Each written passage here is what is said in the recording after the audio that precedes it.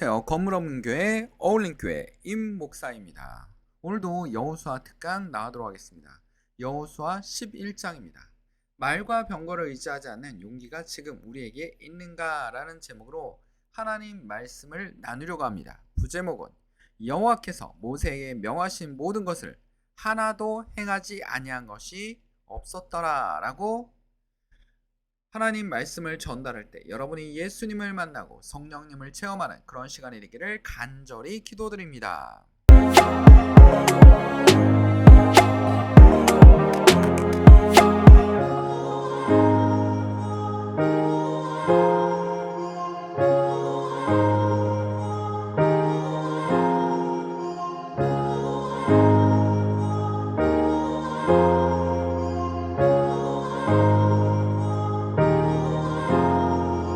어떤 사람은 병거, 어떤 사람은 말을 의지하나 우리는 여호와 우리 하나님의 이름을 자랑하리로다. 시편 20편 7절 말씀입니다.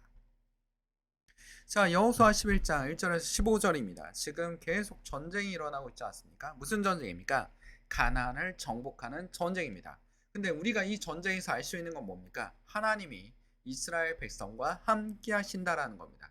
하나님께서 여러분과 함께 하신다라는 겁니다. 우리는 지금 무슨 전쟁을 하고 있습니까? 영적 전쟁을 하고 있습니다. 우리 삶에서 힘들고 어렵고 할지라도 우리는 영적 전쟁을 통해서 승리하시는 여러분이 되시기를 간절히 기도드립니다. 여호수아 11장에서도 여호수아 이스라엘 백성들은 계속 어려웠습니다. 왜 어려웠습니까? 솔직히 가나안의 이 여리고 성부터 시작해서 이 성들이 그렇게 쉬운 성들이 아닙니다. 어느 정도 발전한 문명을 가지고 있었던 성들입니다. 거기다 오늘 보니까 여리고 가나안의 어느 일부 지역을 점령하고 나니까 이제 북방 쪽, 그러니까 남쪽을 다 점령했어요. 이스라엘 백성들이. 북쪽에 있는 하솔 왕 야빈이 이 소식을 듣고 자, 야빈이 연합을 결성합니다. 여기서 하솔 왕이 가장 강력한 군대를 가지고 있다라고 성경은 기록하고 있습니다. 그리고 뭐 마동 왕이든 시므론 왕이라든지 뭐 그다음에 악삼 왕이라든지 북쪽 산지에 있는 남쪽에 있는 모든 민족들을 하나로 통합해요. 그래서 4절에 보면 이렇게 나와 있어요.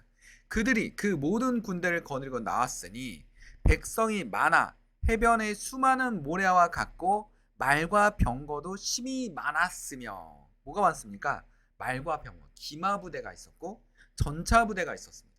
그러니까 상당히 발전되어 있는 그런 도시 국가임을 분명히 얘기하고 있고 상당한 군사력을 지니고 있는 겁니다. 근데 지금 이스라엘 백성들은 그런 군대가 있습니까? 없습니까? 없습니다. 기마대. 그러니까 지금 막 탱크 부대가 전차 부대가 앞에 있었고 막 폭격기 동원하고 막 이런 겁니다. 그러니까 굉장히 강력한 군대가 앞에 있어요. 거기다가 여러 나라가 연합을 했어요. 엄청나게 연합을 해서 이제 이스라엘과 대항하겠다라는 겁니다. 그래서 하솔 왕이 이걸 합니다. 자, 근데 이 엄청난 군대를 끌고 나왔어요. 근데 우리가 전쟁을 보면 군대가 많다고 해서 그리고 무기가 신식이라고 해서 꼭 이기는 건 아닙니다. 그렇지 않습니까? 엄청난 강력한 나라가 굉장히 약한 나라한테 지는 경우도 많습니다. 그러니까 무기와 이런 것도 굉장히 중요하지만 지는 경우도 많습니다. 예를 들면 뭡니까? 우리나라 역사에도 볼 수 있죠. 자, 고구려라는 군대가 있어. 고구려 나라가 있었어요. 근데 중국의 수나라가 중국을 통일하고 양제가 고구려를 치기 위해서 약간 과장했겠죠. 기록이 약간 과장됐다고 저도 생각합니다. 100만 대군을 이끌고 와요. 그러니까 막 엄청나게 많은 군대를 끌고 온 건 확실합니다. 뭐 고구려보다 적은 군대는 아니었고 훨씬 더 많은 군대를 끌고 왔습니다. 근데 이 전쟁 누가 이겼습니까? 바로 고구려 군대가 대승을 거두었죠. 이걸로 인해서 수나라는 어떡합니까? 많은 병력 손실을 입었고 무리한 군대 동원과 이걸로 인해서 수나라는 점점 멸망하기 시작해요. 결국 멸망의 지름길을 만드는 하나의 터닝 포인트가 되었다라는 겁니다. 고구려는 굉장히 강력한 나라로 부상하게 되는 거죠. 그런 것처럼 여러분 뭡니까? 많은 군대가 있다 해서 꼭 승리하는 건 아닙니다. 그런데 하나님께서 이스라엘 백성들에게 정말 이스라엘 백성들은 여러분 그렇게 강력한 군대가 아닙니다. 딱 보시면 알겠어요. 광야에서 뭐 했겠어요? 군사훈련하면서 왔습니까? 강력한 군대 조직을 만들었습니까? 그런 건 아니지 않습니까? 그 다음에 엄청난 무기를 가지고 있습니까? 그런 것도 아니에요. 아무것도 없어요. 오로지 여호와 하나님. 여호와 하나님밖에 없습니다. 여호와 하나님밖에 없습니다. 이들에게는 굉장히 내가 얘기했죠. 광야에서 떠돌던 거의 거지 같은 물이었다고요. 진짜 아무것도 없는 물이었어요. 그리고 또 광야에서도 많은 사람 죽지 않았습니까?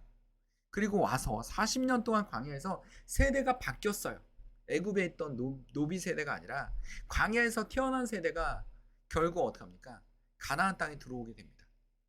하나님이 함께 하겠다. 요단강도 갈라주지 않았습니까? 여리고성도 별 힘 쓰지 않고 막 7바퀴 돌고 마지막 날에 또 7바퀴 돌면서 나팔 부니까 무너지지 않았습니까?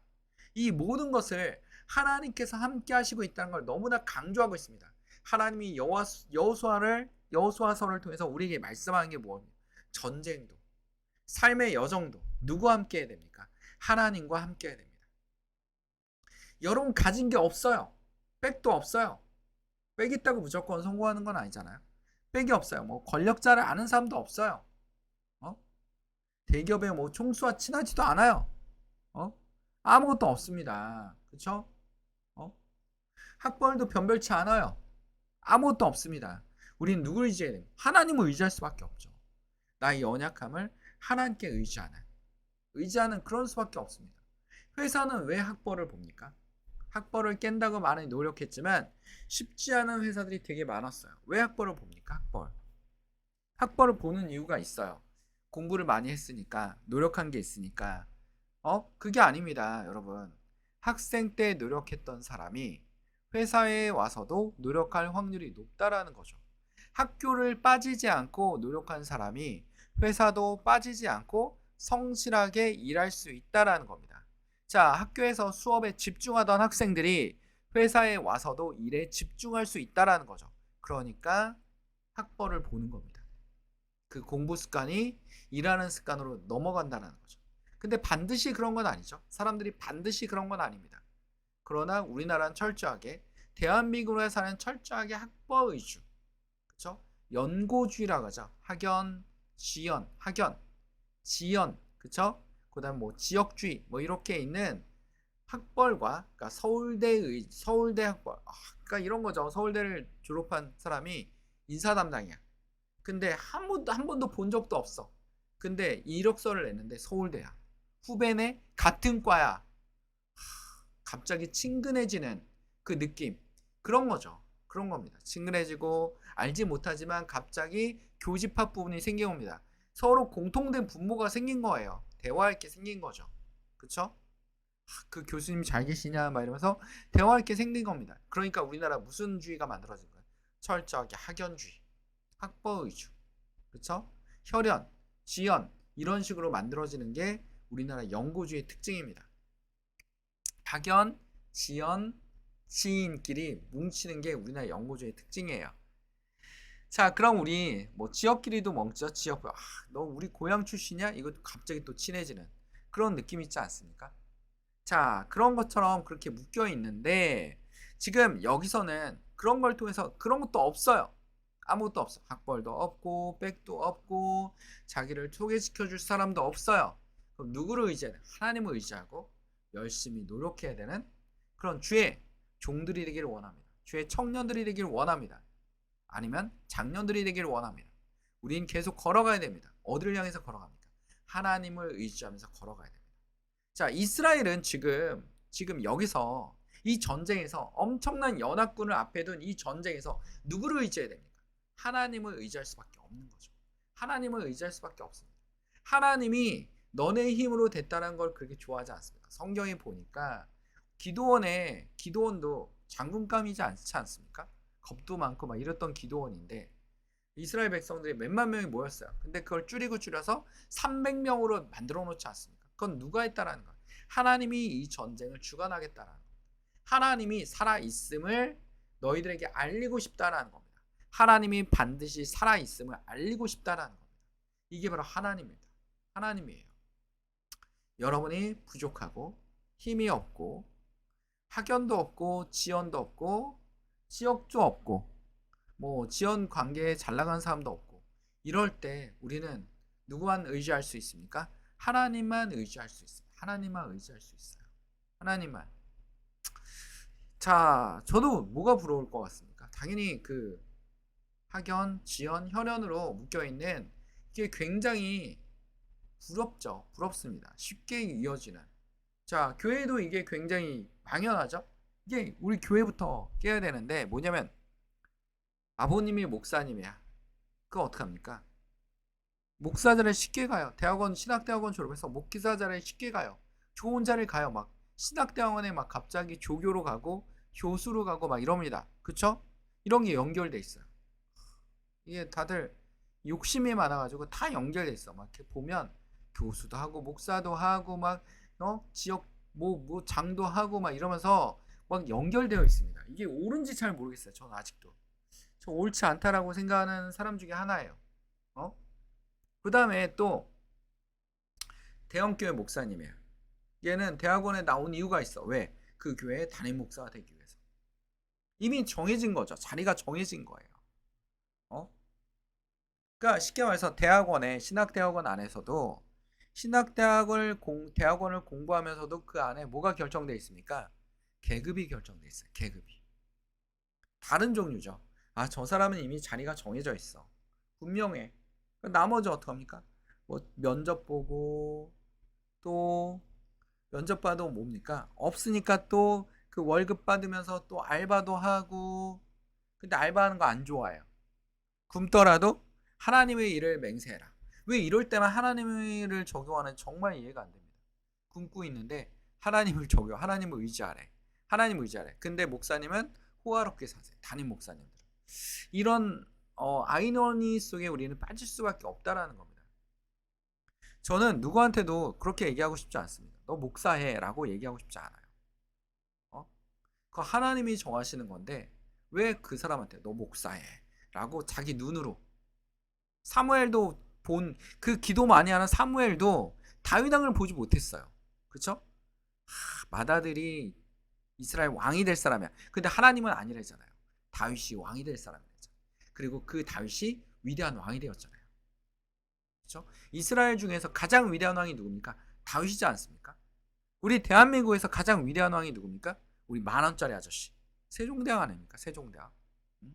한글도 창제하시고 추구기도 만드시고 해시계, 물시계 뭐 이런 것도 만드시고 정말 농법도 막 그 만드시고 농사직설 그다음에 세금도 풍년이 들면 많이 내고 흉년이 들면 적게 내는 이런 오늘날의 누진세와 같은 이런 세금도 만들어내신 게 바로 세종대왕입니다. 그 외에도 너무나 업적이 많죠. 그렇죠?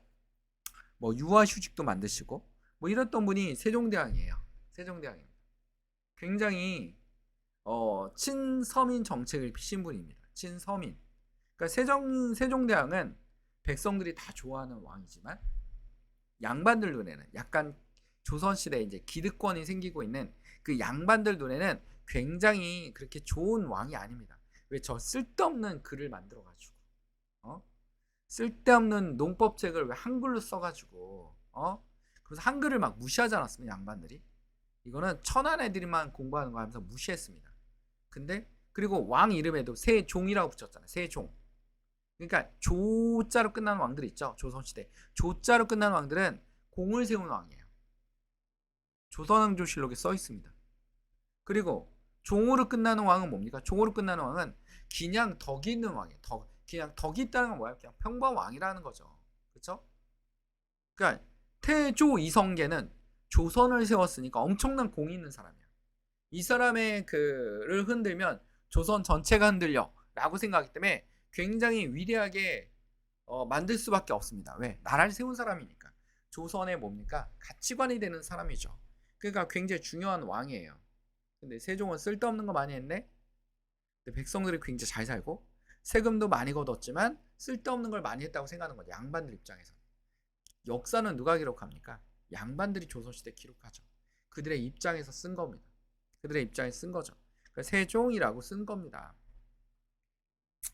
자, 그렇다면 우리 봐봐. 수많은 군대가 있어요. 이스라엘 백성들 굉장히 쫄 겁니다. 그렇죠? 어디서 들어온 막 그 광야에 거짓대들이 왔는데 저기는 막 기마 부대, 말과 화려한 부대와 창과 막 궁 이런 부대들을 쫙 깔고 있어요. 근데 하나님께서 말씀하십니다. 하나님께서 뭐라고 말씀하십니까? 여호와께서 여호수아에게 이르시되 그들을 말미암아 두려워하지 말라. 뭐라고 얘기하고 있습니까? 두려워하지 말라라고 얘기합니다. 두려워하지 말라. 두려워하지 말라. 두려워하지 말라라고 얘기합니다. 이 싸움은 니네가 이길 것이다라고 미리 얘기하고 있습니다. 이 전쟁은 니네가 이길 것이라고 분명히 얘기하고 계세요. 그럼 하나님은 어떡합니까? 하나님이 이기신다고 하면 반드시 이기십니다. 반드시 이길 수 있다라는 겁니다. 여건 볼 필요 없습니다. 주변에 보니까 굉장히 똑똑한 사람들도 많고 그 다음에 뭡니까? 굉장히 잘 나가는 사람도 많고 유능한 사람도 많지만 반드시 너희가 이길 것이다. 네가 될 것이다 라고 한다면 반드시 되는 겁니다. 모든 것은 하나님이 주관하시는 거죠. 그렇죠?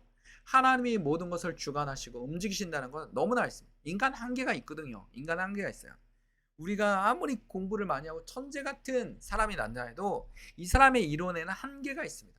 인간이 만든 제도가 정말 이 제도들 있잖아요. 이 제도나 기술력, 그 다음에 의학기술, 정말 인간 중에서 가장 똑똑하다는 사람들이 모여서 만들고 쌓여왔던 거지만 아직도 안 풀리는 의술들이 너무나 많습니다. 그렇죠? 과장되게 뉴스에서 나오지만 솔직히 허리 디스크가 치료되는 경우도 거의 없어요. 그렇죠? 주사 맞고 침 맞고 막 별짓 다 해도 안 낫는 사람은 안 나서요. 그렇죠? 그러니까 기술이 발전해도 안 되는 건 안 되는 겁니다. 자, 근데 하나님한테는 안 되는 게 있습니까? 없습니다. 하나님께 기도하십시오. 하나님을 의지하십시오. 뭐라고 얘기하고 있습니까? 이스라엘 백성들. 여러분들에게 뭐라고 얘기하는? 두려워하지 말라.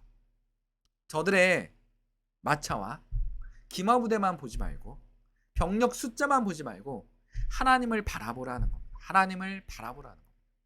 그리고 그들을 원래 전쟁은 나가서 이렇게 뭔가 저들 걸 뺏어와야 돼요.